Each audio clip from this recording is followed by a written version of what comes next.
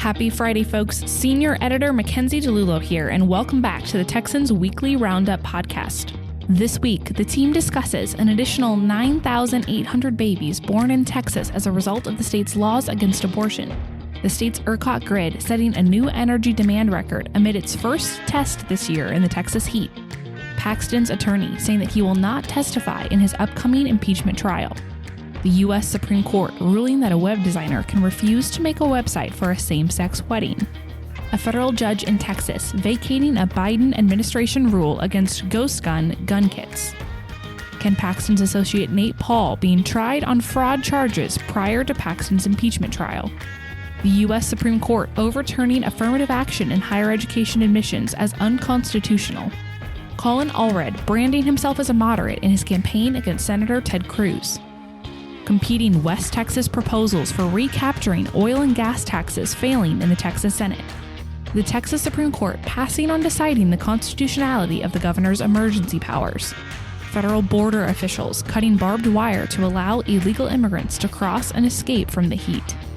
The city of Houston suing Texas over the state's new local government preemption law, and a Dallas Walgreens partnering with a sexual health services clinic to offer sexual health care, including gender-affirming care. As always, if you have questions for our team, DM us on Twitter or email us at editor@thetexan.news. We'd love to answer your questions on a future podcast. Thanks for listening and enjoy this episode. Well, howdy, folks. Mackenzie here with Brad, Cameron, Hayden, and Matt on another episode of the Weekly Roundup podcast. Gentlemen, how are you today? Doing good. Good. Brad? Muy bueno. I'm here. Great. Contractually obligated? That gives As us always. no information on how you're doing. What's funny is also Hayden, that is my gripe But it with also Brad. tells you entirely. We want to know how about your well-being, Brad. We here. care about you. We do. I am here. What else? I am not dead. You have Winston here today. Yes. That's a good attitude to have. Yes, he says. Brad, how do you this conversation skills, have they served you super well? Very well. I am alive, breathing, and I have my dog with me, period. That was a transcription of Brad's statement. mood. Cameron, how are you? I'm great. Yeah, there's been a lot of news over the past week, a lot of SCOTUS rulings, Yeah. a lot of cultural issues being touched on, education issues. So I've been very busy. Once again, you have your plate full. Yeah. You had like a week or two between the end of session and now where it was a little slower, and here we are again. But this is fun. This is interesting. But see, I knew Cameron would answer my question with more color commentary. Brad just nodded. Yes. Like he didn't even dignify our listeners with the word to hear. He just nodded. Yeah. Great. We're just going to go ahead and start going into the news here. Speaking of cultural issues, Cameron, Texas passed the Heartbeat Act back in 2021, and now a new study has found almost 10,000 more babies were born as a result. Tell us some of the details of what this study found. So Johns Hopkins conducted this new study, and they found that 9,799 additional live births occurred in the state between April and December 2022. And the state also saw a 38% decrease in abortions in the first month of SB 8. That's the Heartbeat Act going into effect. The Texas Heartbeat Act, which bans abortions after a detectable heartbeat, is what contributed to these numbers. Also, Texas had trigger bans in place after the U.S. Supreme Court overturned Roe v. Wade in 2022. Yeah. So have there been any other studies showing similar results? Yeah, it was interesting looking into this. There's been some other studies. The Texas Health and Human Services Commission found abortions in Texas fell 97% after the overturning of Roe, and it had already fallen 60% after the Texas Heartbeat Act went into effect in 2021. There you go. Cameron, thank you for your coverage. Brad, we're coming to you already this summer. The ERCOT grid has set a new record. Give us these details. On Tuesday last week, the state's main power grid set a new all-time peak demand record, reaching 80,828 megawatts. The previous record it eclipsed was set last July around 80,200 megawatts. At the time of the new record, natural gas was generating about 2/3 of the capacity, followed by wind and solar. There was about 8,000 megawatts of gas generation in unplanned outages, along with 2,300 megawatts of coal and combined 8,700 megawatts of wind and solar all out. We won't know the details of why those were out, probably until next week. But all in all, the conditions were normal. Everything was fine. There was one voluntary conservation request issued, which is different from a conservation alert. But there were no issues, despite the triple digits heat throughout much of the state. Heading into the summer, ERCOT estimated the peak demand would reach about 82,800 megawatts. And so we haven't quite hit that. We probably will at some point this summer.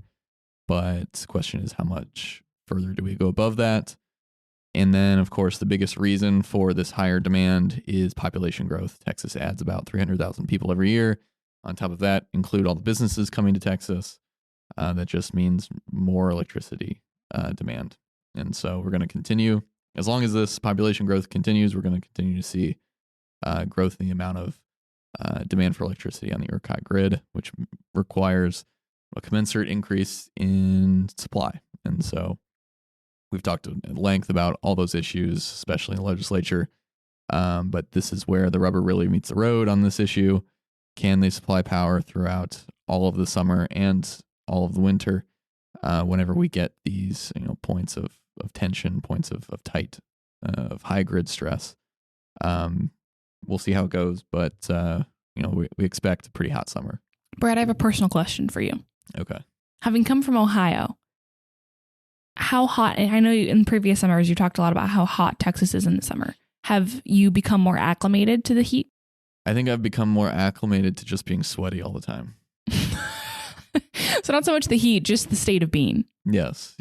It is getting easier. And I did find last time I went home during the winter, I was not ready for that. Yeah. And it was miserable. Totally. But yeah, I mean, nothing you can do about it. It is what it is. I always do wonder, though, how people survived or at least functioned before air conditioning. That seems to be, to me, to be one of the greatest inventions ever. Yeah. Along with the wheel and the light bulb. Air conditioning makes that. Air conditioning. Well, I mean, makes that list. Climate control allows people to not only function better, but also live more. So seems like a great invention to me. Totally is. And I don't know how people managed without AC back in the day. That sounds miserable. I think it's in Miami. They actually erected a statue of the person who invented the air conditioner. Wow. That makes sense in Miami. In Miami, of all places. Yeah. That person deserves to be honored. I don't know his or her name, but they do deserve a place of prominence. Oh, yeah. And I was going to talk about this in the tweetery section, but I suppose I'll just do this now since it's timely. Shout out to Kim for her article that I read again this week on the history of air conditioning in Texas. If you want to, that piques your interest, there's a lot of good info in there. And I think I enjoyed going back and reading, especially with how hot it was. Yeah. This week. I know that article trends every once in a while because people want to know the information. So definitely go read Kim's piece on the history of air conditioning. It really is fascinating. Yeah. I think the inner piece is the first place that had air conditioning in Texas was the Milam building in San Antonio. There you go. They had a 300-ton Carrier manufactured weather system. 300 ton? Yeah. Wow. That's a lot of tons. Now we can just have little in-unit. Yep. Well, that's crazy. Wow. Well, folks, definitely go read that and shout out to Kim Roberts. Hayden, coming to you. Suspended Attorney General Ken Paxton is facing a September 5th trial date on 20 articles of impeachment. Will he attend the trial and testify? If you're new to the Texan.news and Texas politics, you may not know that our Attorney General, Ken Paxton, is under impeachment, and he has been since late May on 20 charges of dereliction of duty, obstruction of justice, accepting bribes, and misappropriating public funds. He according to his attorney, will not be at the trial and will not, quote, dignify, end quote, the trial by attending and providing his side of the story. Interesting about this, one of Mr. Paxton's main complaints with the House impeachment was the General Investigating Committee did not give him the opportunity to appear and offer a defense of himself against the charges. Most of the General Investigating Committee's work was done behind closed doors until a team of investigators laid out the case against Mr. Paxton in an open hearing, and then days later, the House overwhelmingly voted to impeach him on those charges and bind him over for trial in the Senate. Paxton's attorney, Tony Busby, published a statement reiterating many of the grievances that Mr. Paxton has against the process. He said it was the result of a political effort against Mr. Paxton to neutralize a conservative attorney general. He said that those supporting impeachment are Speaker Dade Phelan's, quote, disciples, and they are targeting Mr. Paxton because of his political efforts. Mr. Busby called the articles of impeachment, quote, meritless and absurd, end quote, and quoted one of the members who opposed impeachment saying that they were based on hearsay within hearsay within hearsay. He said Mr. Paxton's Sixth Amendment rights are being violated. Mr. Busby's quote at the end of his statement was, "We will not bow to their evil, illegal, and unprecedented weaponization of state power in the Senate chamber," end quote. Wow, some major statements there. This is a trial, and Ken Paxton is being accused of very serious violations of law. Doesn't he have the right to remain silent under the U.S. Constitution? This is not a criminal proceeding. The Senate cannot impose fines or sentence Mr. Paxton to imprisonment even if he is convicted. Their only recourse is to permanently remove him from office and bar him from ever running for office in the Lone Star State again, which they well may do. The Senate rules say Lieutenant Governor Dan Patrick or whoever is the presiding officer can subpoena witnesses and documents and even hold someone in contempt of the legislature for failing to answer a subpoena. The rules do require Mr. Paxton or his attorney to appear and enter a plea of guilty or not guilty.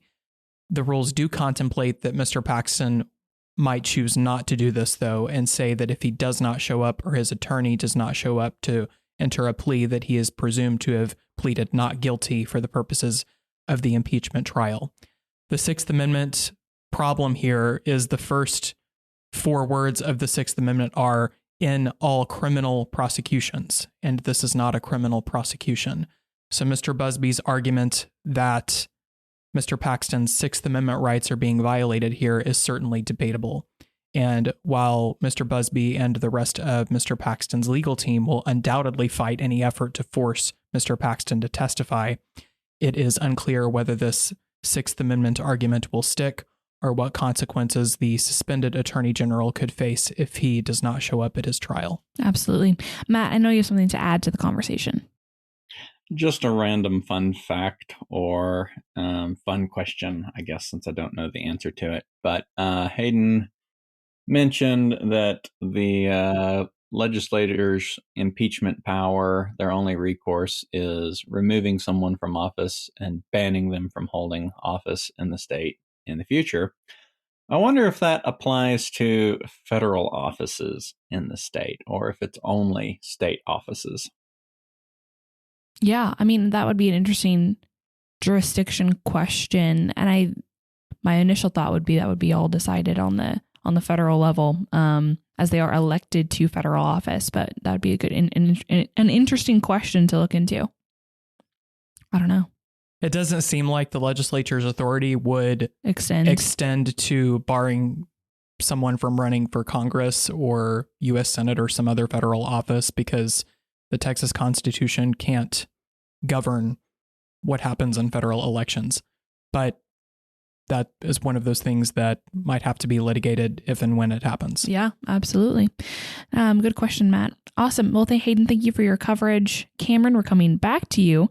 One of the major SCOTUS decisions that you teased earlier of this past week dealt with a woman, her website, business, development, and her religious beliefs. Tell us these details. So Lori Smith is the web designer involved in this case, and before expanding her business to include wedding services, she sought a preemptive ruling on the grounds that Colorado would enforce its anti-discrimination law against her if she chose not to design websites for same-sex couples. Well, the majority opinion relied on the First Amendment protections of free speech that prohibits Colorado law from infringing on Smith's ability to refuse to promote messages that run contrary to her beliefs. Yeah. So talk to us a little bit about the ramifications of a ruling like this. So there's been lots of fodder online about what the fallout of a ruling like this might be. So I went to the free speech organization FIRE, Foundation for Individual Rights and Expression, and wanted to see what they had to say about this. And they argue that this ruling makes clear that nothing in today's decision, this is them writing, allows businesses like restaurants or movie theaters to refuse service to customers on the basis of protected class status, but rather recognizes and reaffirms protections in the First Amendment to include the freedom of consciousness is a fundamental individual right. There you go. I'd definitely go read Cameron's piece at the Texan for more information. Real fast, I did a quick Google so we can, take this as at face value. There's probably a lot more legalese that goes into this.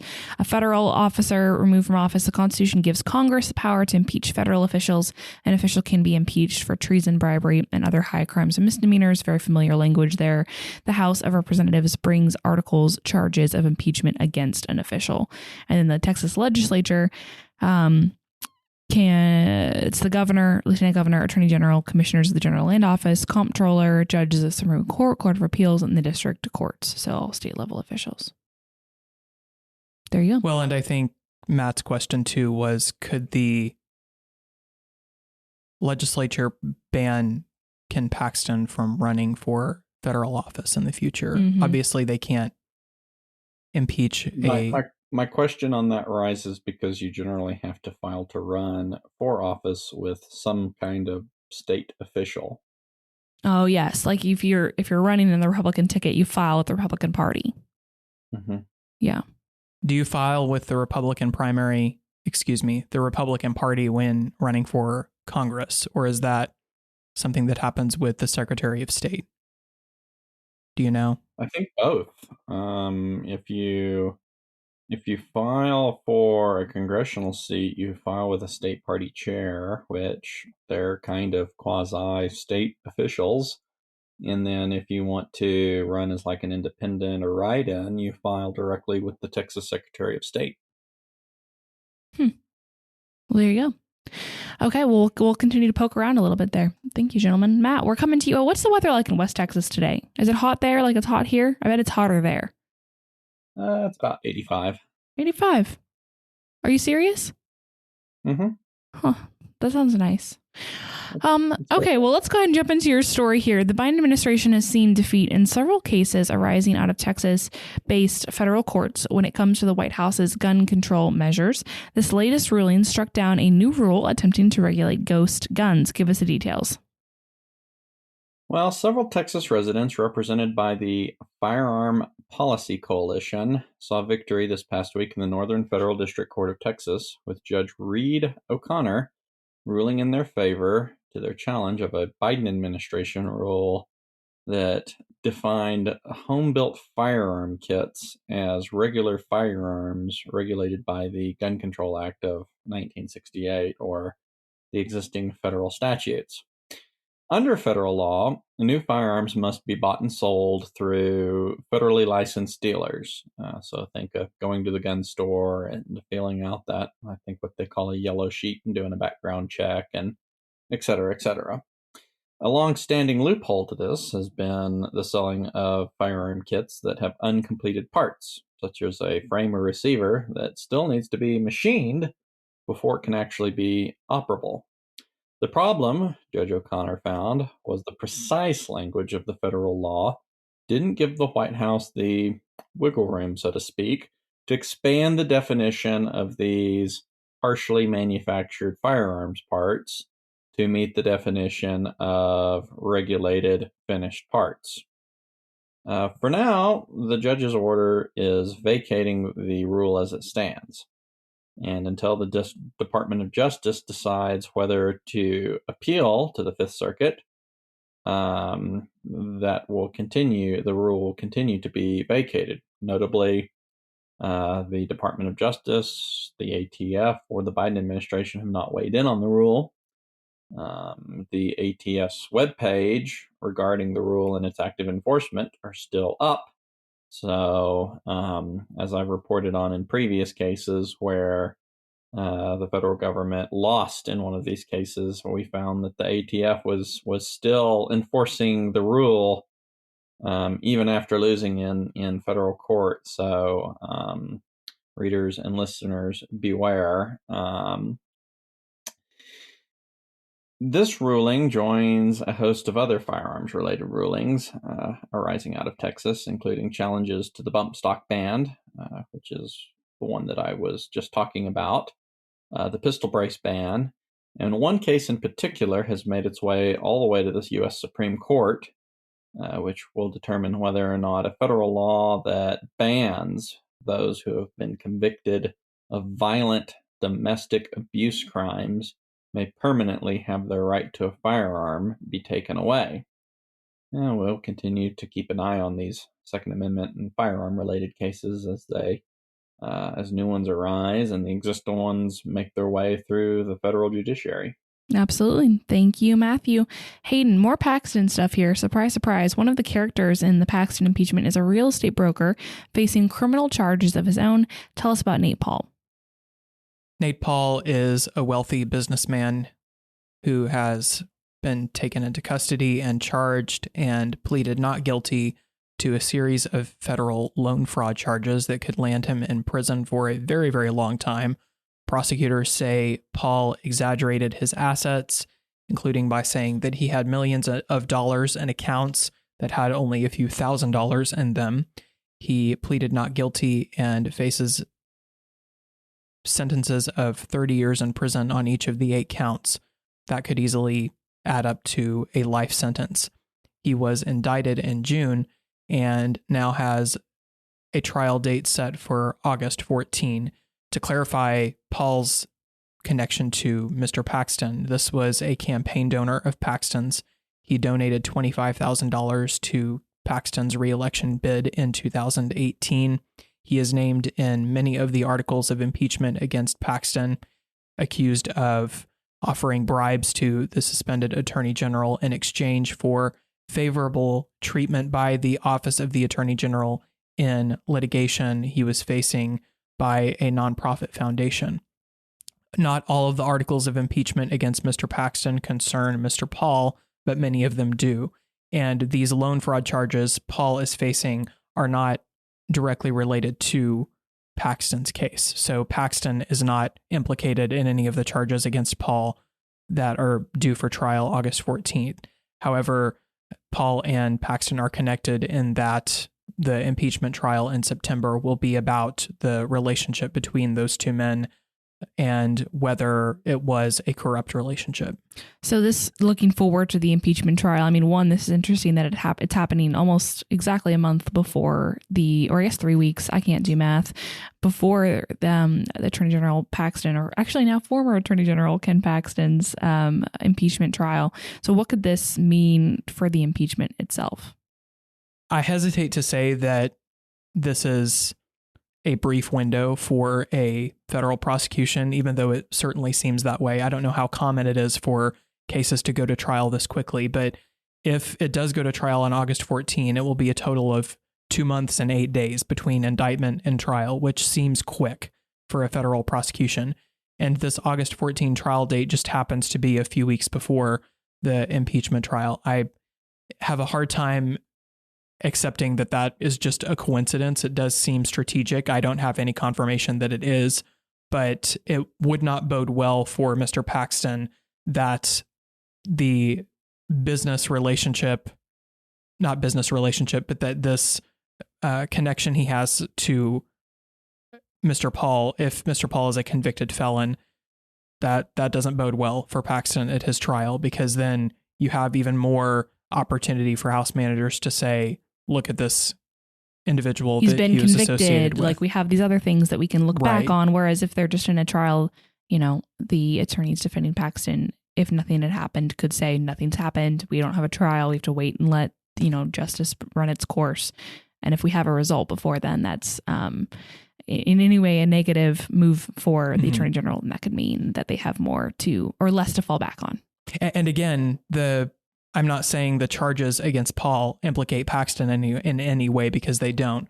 But it's association. It's right? association. Yeah. And at least in the public's view, having a convicted felon associated with the attorney general so closely certainly helps the case against Mr. Paxton, even from a broad 10,000 foot viewpoint. I formerly said former attorney general. It's suspended attorney general. I have to think about my words carefully in this instance. Hayden, thank you so much for your coverage.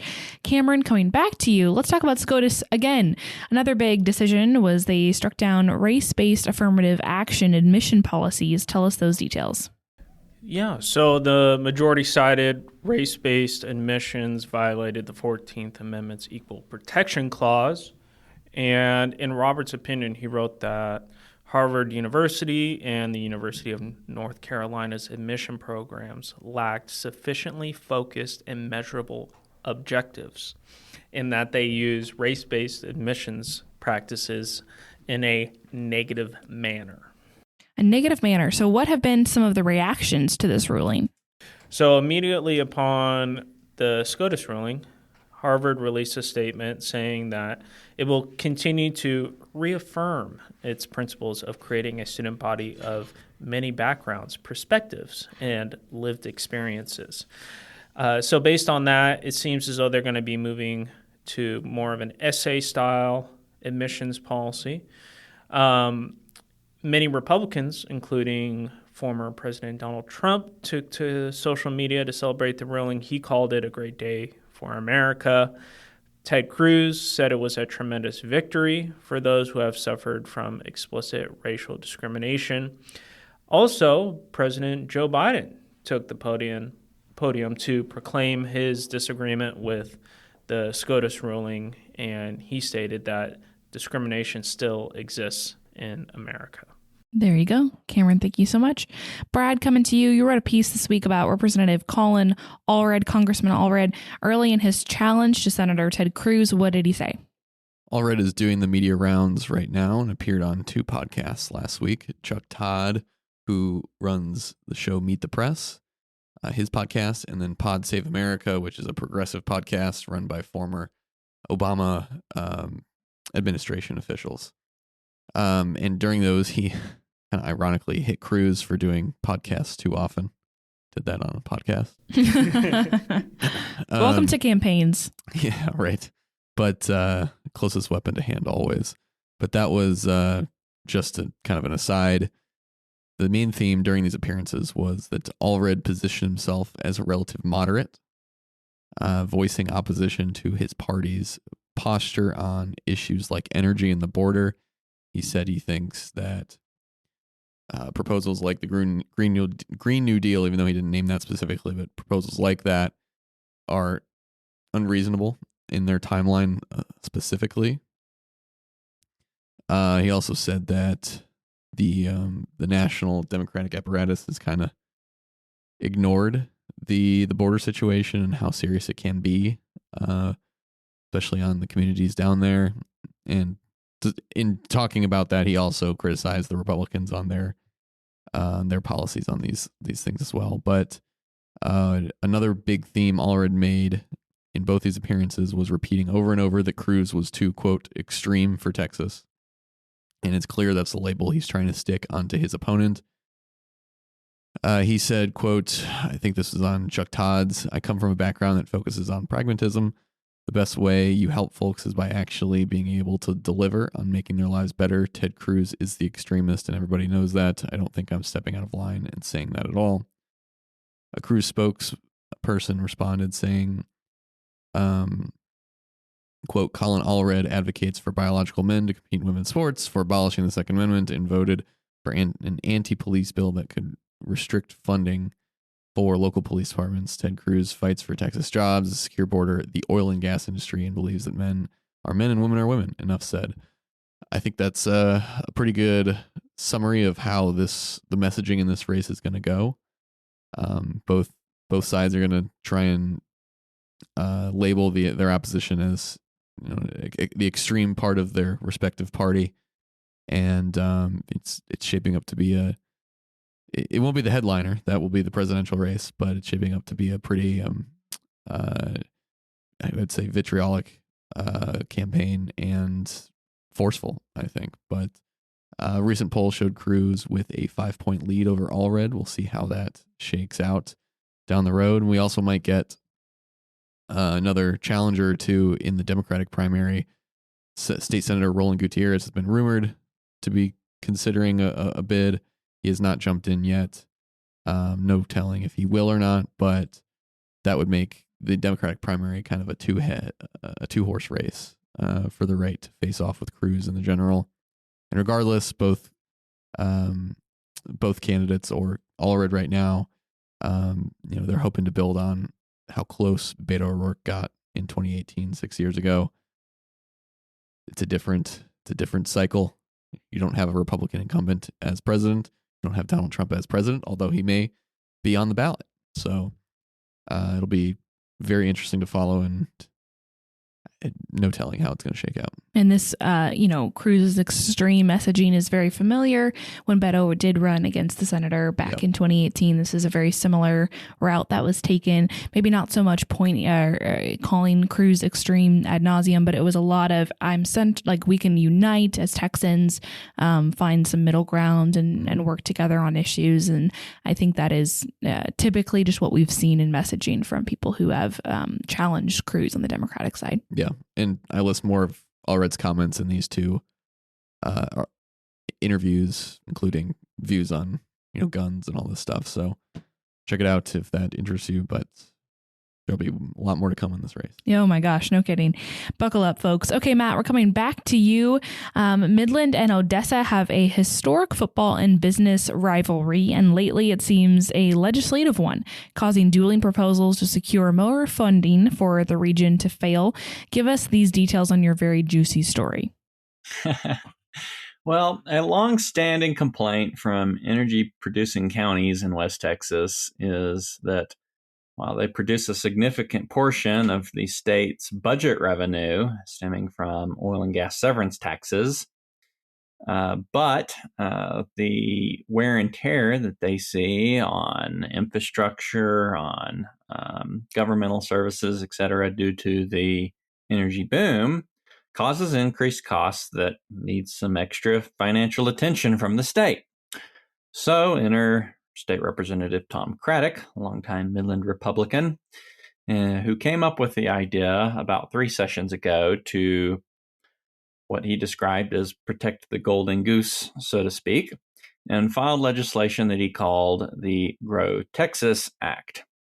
Now, in short, the way it worked is it was a 2-part proposal with a constitutional amendment and enabling legislation that created an account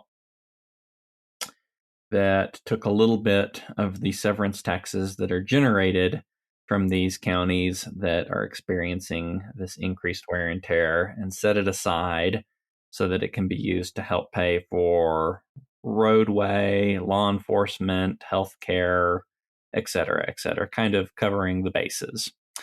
Now, it functioned by a 7-person committee that would appropriate this funding that was appointed by a combination of the governor and the lieutenant governor and the speaker of the House. And they would appropriate the money back to these energy producing regions. 2 of the region's lawmakers have really been at odds on this issue. So talk to us a little bit about that. Well, they started out both on the same team, having teamed up in previous sessions to pass GROW. However, 1 or 2 sessions ago, when Landgraf made changes to the bill that were not agreed to by the other stakeholders, it caused Craddock to storm to the back mic and call a point of order, killing the bill. Fast forward to this session, both indicated early on that they plan to work together once again to pass GROW. But shortly thereafter, Landgraf suddenly announced his own bill, the Strong Defense Fund. Now, the Strong Defense Fund was very similar to GROW in the general purpose of it, bringing those severance taxes back to energy-producing counties. But it differed in that it had more ways that it appropriated the money. I believe it had 1% or 2% allocated towards some property tax relief and a lot more social issues involved in it, including, I believe, even some green energy related subsidies. Yeah. Now, both bills ultimately passed the House this session with overwhelming support, with the Strong Fund getting, I believe, about 10 or 12 votes more than the GROW Act, but almost unanimous in the chamber, sending both bills up to the Senate. Now, recently, Landgraf and his office spoke with the newspaper in Odessa, and they laid blame for his bill not passing the Senate on Senator Joan Huffman, who is the chair of the Finance Committee, for not holding a vote on the issue. Now, for clarification, neither bill was taken up in committee for hearing or a vote, but Landgraf was specifically addressing his bill, the Strong Defense Fund. Now, we reached out to Senator Huffman, who actually issued a statement to the Texan clarifying why she didn't hold a vote on the bill, saying that the House inexplicably passed 2 competing bills and that the senators were not going to pick sides, leaving little doubt that the dueling proposals caused their own death. The interesting thing about the post-session rhetoric is the optimism that the bills stand a good shot next session. Both lawmakers indicate they intend to champion their own bills again, and despite the Senate sending a clear message that competing bills are dead on arrival, neither lawmaker has indicated how they plan to consolidate support behind one proposal to present to the upper chamber. Man, what a time. Well, Matt, thank you so much for your coverage. And folks, I'd encourage you to go read more about that story at the Texan.news. All sorts of details there and juicy back and forth between lawmakers. So certainly go and check that out. Hey, listeners, if you're enjoying our podcast, subscribe to the Texan right now. We're not funded by corporate interests or big donors, so we rely on the subscriptions of everyday Texans to keep doing our jobs. When you subscribe, you'll get access to all our stories as soon as they're published, so you can stay informed, up to speed, and ready to vote at the ballot box. A subscription is $9 monthly, but you can save by purchasing an annual subscription for $90, coming out to just $7.50 per month. New subscribers will now get a free Texas State Pride flag hat with all sorts of color options to choose from. For more details, visit the Texan.news/subscribe or click the URL in the description of this podcast. Brad, we're coming to you. The Texas Supreme Court issued a ruling in a dispute over emergency powers between local governments and Governor Abbott. Give us a brief review. The localities, among them Houston, San Antonio, Dallas, Harris County, the localities had sued the state for banning local mask mandates and business school closure orders, arguing that those localities had autonomy on issuing their own under the Texas Disaster Act, one section of it specifically. Governor Abbott had issued an executive order banning the local orders.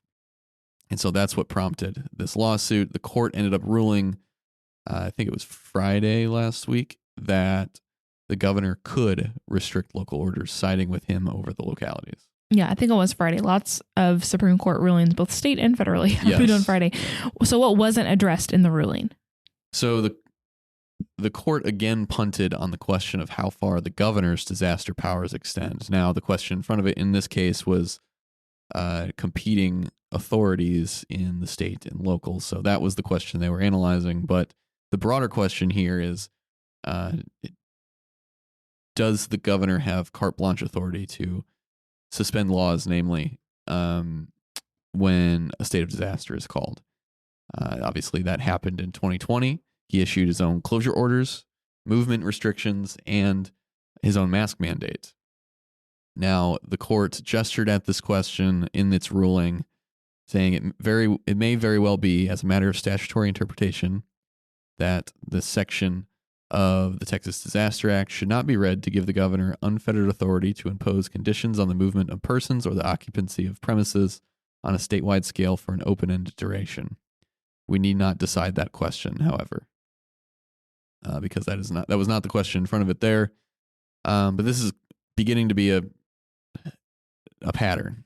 The court has punted. Now I think this is at least the third case that it's heard that it has punted on this question. In both the Shelley Luther case, who was jailed for 2 days by Dallas County for operating her salon in violation of the closure order, and the suit by various GOP officials who opposed the governor's unilateral extension of early voting back in 2020, the court did not address the root question, at least head on.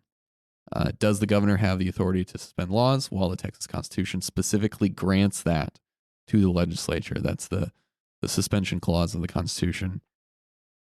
The governor and those defending his authority contend that the ledge created that discretion when it passed the Texas Disaster Act, allocating the authority to suspend laws in times of disaster to the governor specifically. Now, the TDA does not lay out a requirement that the ledge be convened to allow disaster declarations to be continued. We saw all this went down in early 2020. The ledge met in 2019. We're not set to meet again for a regular session until 2021. That left about a year between the legislature convening on its own. The governor did not convene a special session to reauthorize any of his disaster declarations, and so the legislature had no authority throughout this scene, and that is the lawmaking body in the state. And so the governor was doing lawmaking by executive order, and the question is whether the TDA allows him to do that or not.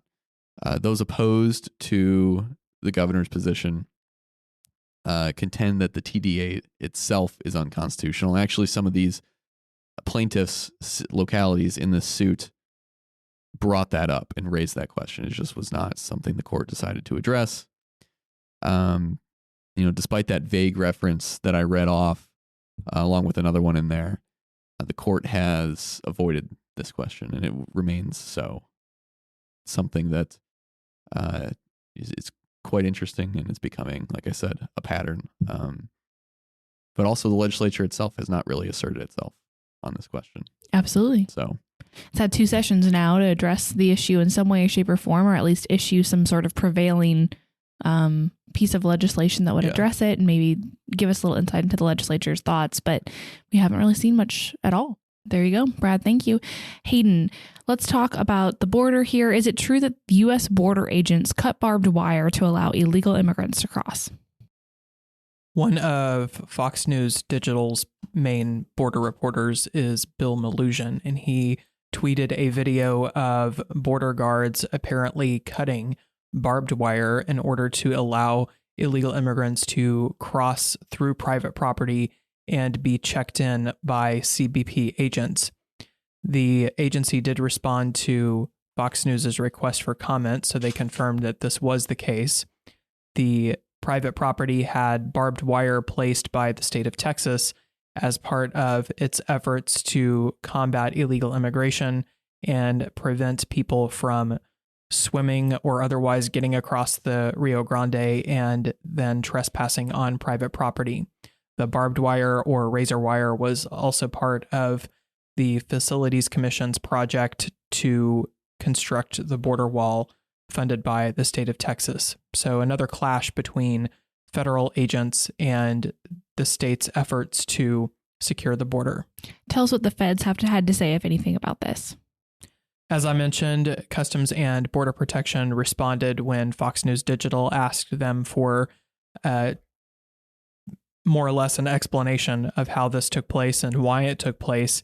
And the agency fell back on its argument that it is within the U.S. government's purview to enforce immigration laws as it sees fit. That is not something the state of Texas can override or somehow work around.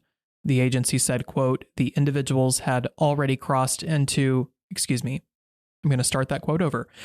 Beginning with the quote is, the individuals had already crossed the Rio Grande from Mexico, were on U.S. soil, and are subject to U.S. immigration laws. Individuals who cross unlawfully will be subject to the Lawful Pathways Rule, which places common sense conditions on asylum eligibility with certain exceptions. Those who do not establish a legal basis to remain in the United States will be removed. End quote. The communication from CBP also reportedly stated that this group included children and they needed to get out of the heat. They are also emphasizing consequences that Secretary of Homeland Security Alejandro Mayorkas has emphasized as part of the Biden administration's effort to deter illegal immigration, but also check these individuals in and get them in the system for claiming asylum. There you go. Hayden, thank you so much for your coverage. Brad, coming to you. We have two more stories, folks. We'll be speedy here. On Monday, the city of Houston unveiled a lawsuit against the state over its newly passed preemption law, the Death Star bill, if you choose to go with that moniker. Give us a review of that law. The Texas Regulatory Consistency Act lays out 9 sections of code and says that local regulations cannot exceed what state law allows in those areas. An effort to prevent the ledge from having to address every instance of excessive regulation after the fact, to rather preempt them before they're issued. What does this lawsuit state explicitly? The lawsuit filed in a Travis County District Court against the state says that the Texas Constitution lacks a supremacy clause, and thus it may only address specific existing conflicts of law between state and local rules. With that, they allege this law, as it is sweeping field preemption, not conflict preemption, is unconstitutional and asks the court to invalidate the law. One more note on it. Before even getting to the merits of that argument, the suit will have to prove standing against the state. That's potentially a huge roadblock to the city's case because, like in the Texas Heartbeat Act and challenges therein, the state is not tasked with enforcing the law. Individual plaintiffs are tasked through a civil cause of action in suing these potential violations by localities. So based on what happened with the Heartbeat Act, probably doesn't stand a good chance, but who knows what's going to happen. Absolutely. Thank you, Brad. Cameron, coming to you. The legislature passed a ban on child gender modification this session. We all knew this issue would persist. It's been a big issue at the national level and continues to be at different state level as well. Tell us about this story and how this legislation is related. Yeah, so just some background on the story. The Texas Health Action Organization has partnered with Walgreens stores in the state to open a gender-affirming care program known as Kind Clinics.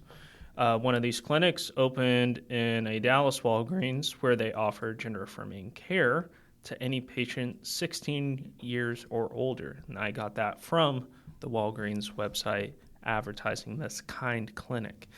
And Senate Bill 14 was signed into law June 2nd, which will prohibit medical doctors and professionals from performing surgeries or administering puberty-blocking drugs or cross-sex hormones to children under 18 for the purposes of gender transitioning.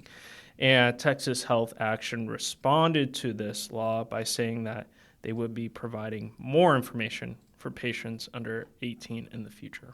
There you go. Cameron, thank you so much. Gentlemen, let's move on to our tweetery section here. Brad, you already kind of talked about yours. Do you have anything to add to your... Well, I had a different one, yeah. So, every July is... The beginning of July is known as Bobby Bonilla Day because it's another day that the Mets make an installment on their multi-decade-long contract with former baseball star Bobby Bonilla, who hasn't played since the turn of the century. And he will get paid, I think it's every July 1st, $1.2 million. And that lasts until, this tweet doesn't say, but it's like 2035. So this man basically deferred payment of his contract from like around 2010 for 2.5 decades, and he hasn't worked in years and is still making over $1 million. That's a pretty sweet deal. That does not suck. Yeah. And so it's become this big holiday, I'm using air quotes, among baseball fans, both to take a shot at how stupid the Mets are and just how crazy this contract That's is. really funny. that is pretty wild. What's your favorite or your least favorite MLB team? The Yankees. That's Not even close. Makes a lot of sense. I feel like that is, I mean, but they're by far the most hated team You in the mentioned the nation. Death Star before. They are the evil empire. I guess and that's the thing. Yankees fans, there are plenty of Yankees fans. So I'm not saying that they're the most hated, but in terms of if you were to poll people, I think they'd be The worst fans, they're not the worst fans. That's the Phillies. Because every Mm. Philadelphia team has the worst fans. Even the because eight. Philadelphia fans are just terrible. because they're just aggressive, loud. Yes. Drunk all the time. Yeah. But yeah. Okay. Well, this Terrible. this is the world What did you according think I to was going to say? Brad. Dodgers? I thought you were going to say the Dodgers, but no, actually, no, I didn't No, because you I love don't- the Dodgers. You root for the Dodgers. No, You I love do them. not. You wear their merch. Yeah. This is slander. Okay. Cameron, Yes. what do you have for us? So, I'm just scrolling along Twitter and I see this story that, everyone knows the Barbie movie's coming out. I know. We're excited yes. for it. Are you? Okay, that's that. You're excited for the Barbie movie? Well, some people in our office are. Who? You? Yeah, who, Cameron? Yeah, Matt's like who? No, our editor, Rob, Yeah, is very excited for this Barbie movie. He even thinks, is he really? oh, yeah, he's going to go do a double feature with With the Oppenheimer Oppenheimer? movie. Yeah, So, No, I want to go see Oppenheimer really badly. I might do that this weekend. totally agreed. but apparently Ted Cruz called the Barbie movie Chinese propaganda Wow. for one of the scenes in the trailer that is depicting, it's called the 9-dash line that is separating Taiwan and China and claims the territory. And so apparently he sent out a press release. Oh my slamming gosh. The Barbie movie for Chinese propaganda. And Vietnam has already banned the film over this territory dispute being portrayed on just this map in the film of the Barbie movie. So What a world we live in. Yeah. I have no interest in watching that, but I must say I did see a small clip on Twitter of a scene, and it was actually kind of funny. Was it like a Ryan Gosling scene? Yeah. 'Cause that's the one I saw too. Was Okay, that yeah. scene? I just don't understand. I had Barbies growing up, whatever, but I don't understand why people are so excited about this movie. I don't get the hype. I might be in the Have you all minority. heard of Divorced Barbie? No. She's a regular Barbie, but she comes with Ken's house, Ken's car, Ken's savings account, and Ken's children. He looked very proud of himself for that one. I saw that joke the other day. I thought it was funny. That is a pretty good one. Hayden, what do you have for us? I saw a tweet from former U.S. Attorney General. I talk a lot about attorneys general. And you use the proper plural form, Yes. attorneys general. Eric Holder, Obama's AG, responded to a decision by a federal judge in Louisiana that prohibited the Biden administration, well, any federal government, from communicating with social media companies for the purpose of asking them to remove or delete things outside of things like criminal prosecutions. I'm not doing a great job of explaining this, but the intent of the ruling is to keep the feds from pressuring social media companies into suppressing free speech. And Eric Holder just tweeted with the New York Times article, which the New York Times article was something else. We'll leave that one for another day. He said, well, this is pretty stupid and potentially dangerous. No other comment. And I looked at that and thought, wow, that's some sound legal analysis. And it goes to how people, because he would never stand in front of a judge, much less the Supreme Court, and say, your decision was stupid. So even the AG on Twitter, just the quality of the commentary rapidly declines on Twitter, no matter who the person is. No matter who the person is. That's exactly right. Well, fascinating. Matthew, I'm coming to you last because I saw yours has to do with my favorite movie of all time. And so I'm curious. It is your favorite movie? Yes. Forrest Gump is my favorite movie. I did not know that. Yeah. Well, then you will be pleased to know that I stumbled across a tweet that says today is the 29th anniversary of the release of Forrest Gump. Wow. And wait, the 29th anniversary, is that what you said? Yes, it says 29 years ago. Wow. One of the biggest movies of the 1990s and one of Tom Hanks' most famous roles was released. Huh. And it goes to an extensive thread and has some fun movie trivia in here, including that the author of the book the movie was based on had envisioned John Goodman to actually play the role of Forrest Gump. Interesting. But he had also his one of his other top picks was Bill Paxton. Now the director of the movie had offered the role to Bill Murray, Chevy Chase, John Travolta, and Sean Penn, but they all turned it down. Wow. Now, I couldn't envision Forrest Gump not being played by Tom Hanks. Like it wouldn't work. It would have been even though I love Bill Murray and Chevy Chase, I don't think anybody else could have done that movie. I know. I wonder why they declined.